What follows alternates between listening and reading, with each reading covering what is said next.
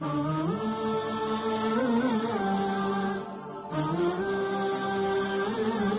با او جوانی که در اون ممالک خارجی زندگی میکنه و جوان شاید 4 روز دختری پلیت و نجس کافر برایت مهیا و برابر باشه، نکو، تبدیل نکو.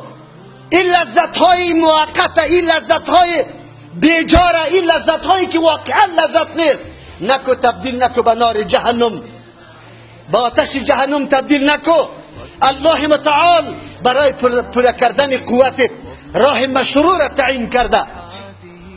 بله، چه قسم زنه بگیری قرآن برات میگه الخبیثات للخبیثین، خبیثات برای خبیثون و الطیبات للطیبین. شخص طیب، شخصی که پاک است، شخصی که غیرت داره، شخصی که نور ایمان داره، گاهی با دختری نکاح نمیکنه که آلوده است، با دختری نکاح نمیکنه که خنده را با کسی دیگری کرده باشه. دختری که متدین است، پاک است، قریحه و طبیعیت پاک داره، نمیخواه بچه فاسق و فاجر و بدکاره، دنبال شخص طیب میگرده به خاطری که خانواده طیب شود، نهال پاک باید گذاشته شود که میوه پاک بده. اسلام به می خاطر امر میکنه. امروز در کدام سرحد رسیدیم؟ ماندیم ممالک خارجی را بگذار بیاد وطن که لاف از غیرت میزنه، لاف از جهاد میزنه، لاف از اسلامیت خود میزنه. پرسان بکو سنویت در کجاست؟ دختریت در کجاست؟ ساعت چند میبره و ساعت چند پس میاد؟ بله، ما غیرت داریم. امی پدر که سنوی صبح برآمده 10 بجه میاد، دختری صبح برآمده 10 بجه میاد، با درس قرآن کریم دختری با سنوی خود گذاشتنی نیست، نمیگذارش.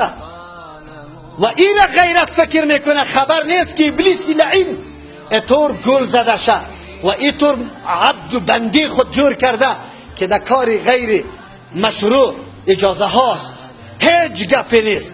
اما در او امری که ضرورت است، بنیاد دینش تشکیل میده، توحید الله را بشناسه، شرک بشناسه که نشوه کلی اعمالش توسط شرک از بین بره، به این اجازه نیست، نمیده. امی مردم هستیم، میبینیم امی حالتا را، ما شما هستیم، کسی دیگری نیست.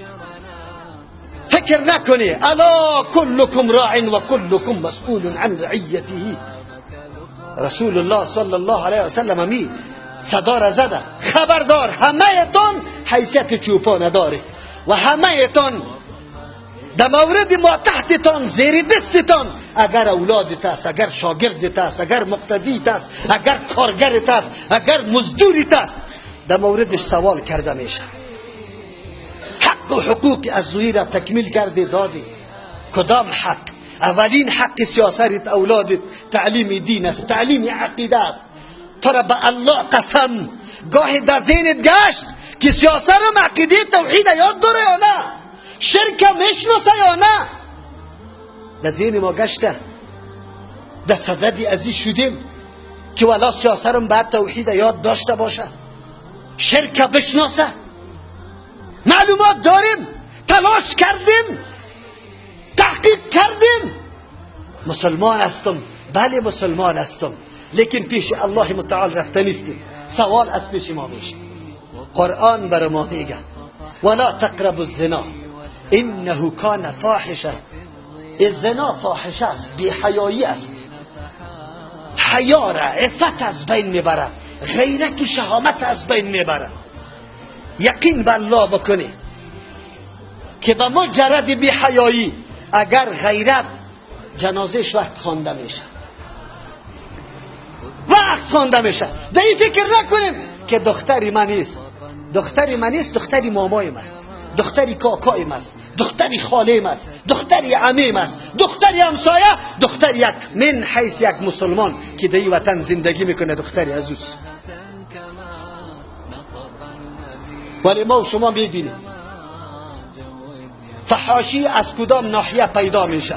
کوچه های یهود و نصارا که گاهی هم نه در دین از اول داخل شده و نه حیثیت و اهمیت دین میدانه و نه امیر رعایت ای غیرت و شهامت داره. شما در بازار میبینی کدام طایفه مردم راهی امیتون مراکز شده و کدام طایفه مردم است که دخترایش به می سیستم در بازار خود جلوه میده.